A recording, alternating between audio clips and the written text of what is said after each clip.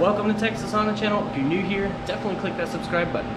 Real quick, before we get started, I want to show you my awesome new shirt. Check it out. So here's my new shirt that I recently just got. I absolutely love it. Not sponsored by them, but I will leave a link in the description where you can find it. It says faith over fear. And in this day and age, that is something that I truly believe in. Not only because I believe in God, but because I would rather have faith over fear any day. I put all my faith in God. So if you guys want to get a cool shirt like this, check the link in the description. Here we go. Also, if you guys are wondering why it's so loud in here, I have a fan on right here, the AC on up there, and the dryer is going because laundry is being done today. So it's really hot in here. It's 95 degrees with like a 90% humidity. So it's really crazy hot right now. But yeah. Okay, so I'm gonna do a little recap for the people that don't know what's going on. We're gonna be K-swapping this Mazda B2300 work truck I have. This is a K20 that I got from the local salvage yard. I wrinkle red painted the valve cover, put a carbon fiber cover on it. I actually had this oil dipstick tube that I had from my last K-swap, and I still had it, so I put it in here. We still have a lot to get. We still have to get an intake manifold that goes out this direction, not the normal way, since it'll be in a rear-wheel drive setup. And to adapt this to the Mazda transmission, they don't make an adapter plate, but they do make an adapter plate for the RX-8 transmission here. So this transmission I got from the salvage yard for like $140, and they make an adapter plate that goes right to it. Ended up finding an ACT racing clutch for $20 at the same salvage yard. It's a 6-puck, and it supports 400 and I think 50 foot-pounds of torque, something like that. So this will be getting adapted once I get the adapter plate, which I'm still working on the funds, but we're getting a lot closer. So it should be any time now whenever I get that adapter plate. So that'll get adapted, and then we'll pull the transmission and engine out of the truck and try to mock this up in there. So one step at a time, not made of money, so I'm doing the best I can. So in this video, we're gonna be using the AUTOOL fuel injector cleaner right here to clean the stock K20 injectors. As you can see, we have right here. We're gonna be cleaning these ones just to make sure they flow good. We will be upgrading in the future, but I just want it to run for right now. So that's like my main thing. So I'll definitely be throwing these on. I have custom connectors right here that I made for the adapters on the AUTOOL machine. So basically just cut and spliced Honda injector clips on. So I'll leave a link in the description for this AUTOOL cleaning machine. It works absolutely great. Well, the fluid we fill it up with is mineral spirit.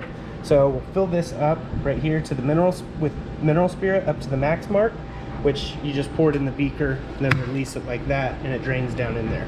Which you can drain this out at the back. There's a little valve, all that good stuff. So basically what I'm gonna do is I'm gonna take these injectors that are on here off. These are for the TL. And we're gonna put these ones on, and we're going to basically see what they flow at right now. Then we'll stick them back here in a sonic vibrating container. We will connect them with the connectors. Put the B12 Chem Tools, one of my favorite little cleaners for fuel injectors, whether you're putting it in your gas tank or you're actually cleaning injectors. Pour this thing in there and submerge the injectors and put it on ultrasonic cleaning mode. And then I'll turn the vibration on. We'll let it sit for a few hours, and then we'll flow test them again afterwards. So I'm gonna go ahead and get all this set up. I appreciate you guys checking in on the video. If you're new here, definitely click that subscribe button. And don't forget to hit the like button, guys. It really does help me when you hit that like button, more than you guys probably know. But I'm gonna go ahead and get to it. So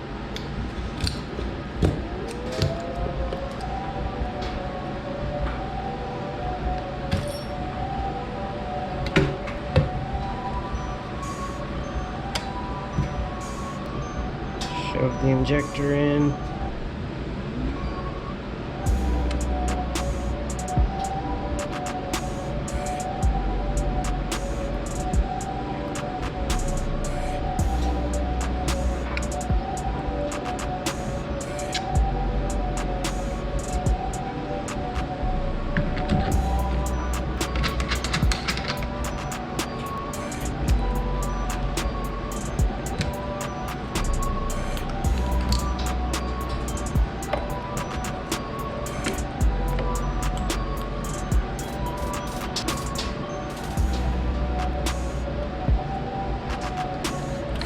now that we've got the injectors in, we're gonna turn the machine on, put it on one of these functions, hit start, just to allow pressure to build up.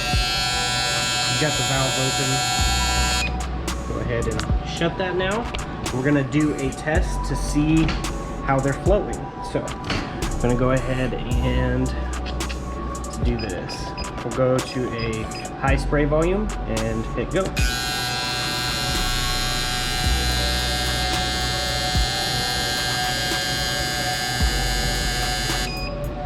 We're gonna do it again.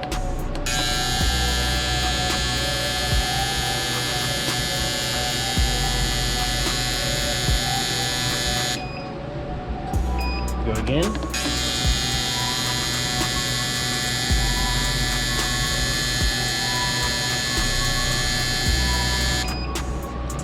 All right, that was 3 tests. We're at 50 on this one. Wow, we're real low on this one. That's at 10. Almost 50 and at 50. So these 2 outside ones are doing good. These 2 inside ones definitely need a little more attention, but we're gonna go ahead and throw all 4 of these into the sonic bath, and we'll put it on ultrasonic cleaning and turn the vibration part on. We'll let it do its job while we go over some more stuff. So I'll go ahead and swap them into the back tank.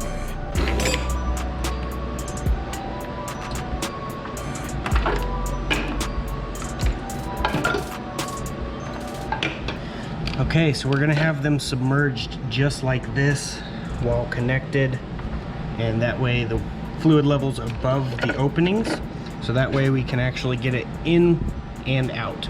So we're gonna go ahead and do that.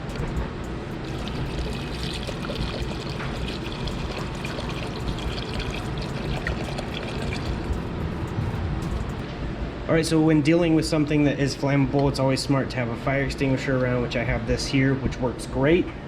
It actually is for autos, so it will work. But we're gonna have that there.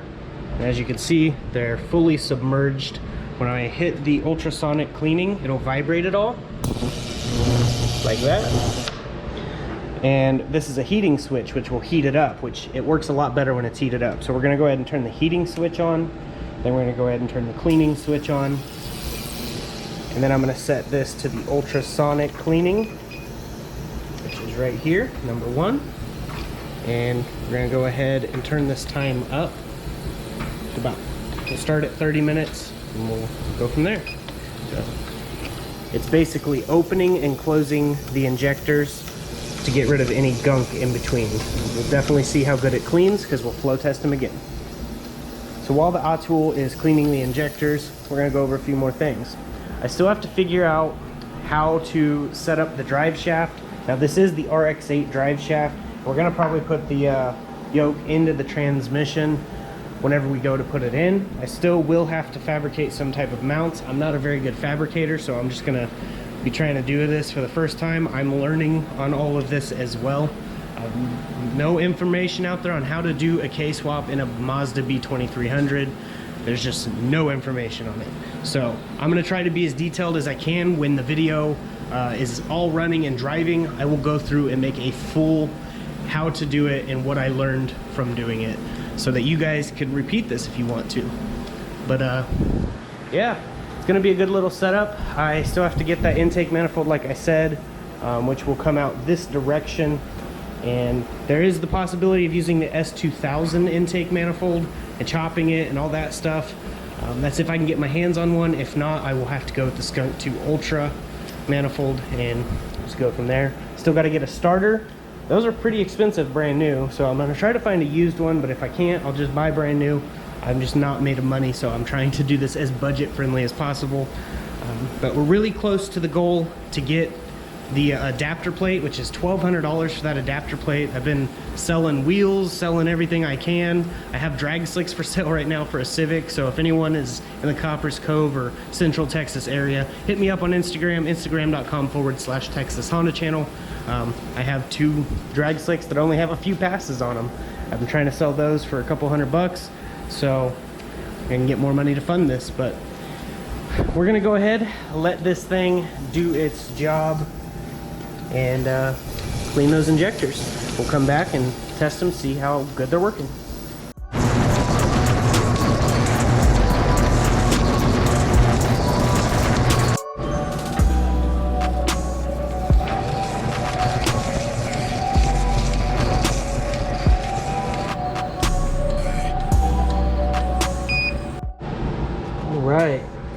You can see all the junk that has come out of those things.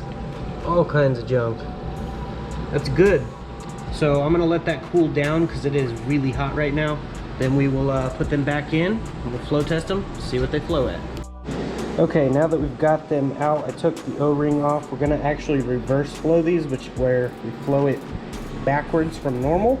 So I'm gonna go ahead and take these little plastic caps off because it's kind of necessary for this. And then I'm just gonna twist it out. Just like that. Should look something like that. We're gonna do that to all of them, and then we're gonna put them in upside down and reverse flow them and see what happens. Okay, got the injectors installed upside down to reverse flow them. Now I'm gonna keep this open, pressurize the system. Okay, now we can go ahead and close this and we'll see what they flow rate. Now this isn't gonna be as accurate since it's upside down, but we're gonna get as much fluid through them. Then we're gonna flip them around and we're gonna try them the normal way.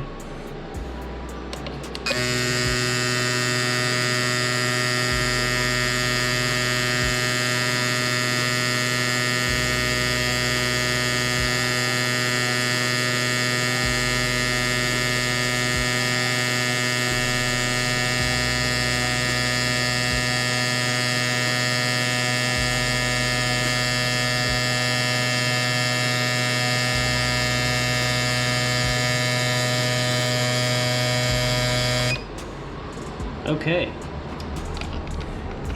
so we got the outside two doing right at 100, and this one's right at 90, and this one's right below 90. That's actually not too bad for a flow rate now.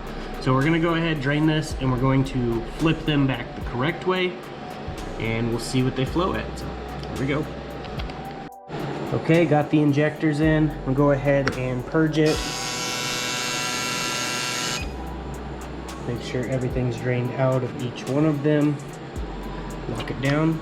So we're doing 3 tests worth of time instead of doing 3 tests. And I want to show you the spray pattern, so check it out. Spray pattern on each one of these look amazing. So it should be really good.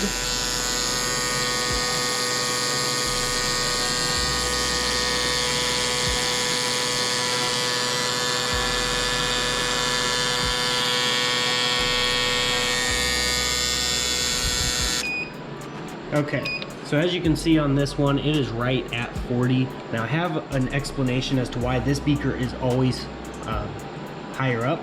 It's because this inlet is really close, so this gets a little bit more fuel than the other ones. But yeah, that one's at 40, pretty much right at 30, just right below 30. This one's just a hair above 30, so 32. So they are definitely flowing a lot better than they were before. I think one more bath in the ultrasonic and they will flow pretty much perfect. So that is definitely an improvement. I will definitely throw the other ones in there and let them go. So yeah, definitely recommend this AUTOOL machine. It works pretty good. The only design difference I would do is probably split this into 2 sections. That way it can get a little bit better flow to each injector. But overall, it really does work pretty good at cleaning injectors. Another thing I need to recommend is taking these O-rings off, because when they're in that solution, they expand. Then they're hard to get back in the rail. But I'm gonna go ahead and let these do their thing, clean them up, and probably flow test them one more time just so I know what they flow at. But yeah, definitely made a difference just cleaning them the first time. Once I get an intake manifold, we'll throw them in here, but in the meantime, I'm probably going to just put them in this plastic bag, clean the fuel rail out, and then once we get the manifold, we'll put it all on there. Like I said, this is just to get me by because I don't have tons of funds to do this. I want to do something really cool though with this K-swap and get you guys content in the process, so that's why I'm doing it the way I'm doing it. There may be other YouTubers out there that got bank and they can go ahead and just do everything high dollar right off the get-go, but I'm working on a very limited budget and I'm a realistic person.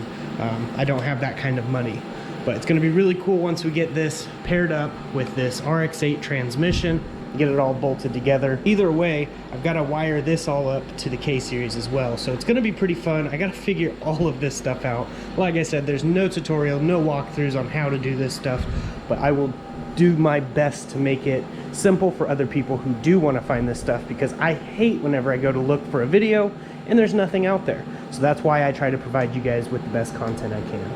And I hope you guys appreciate it.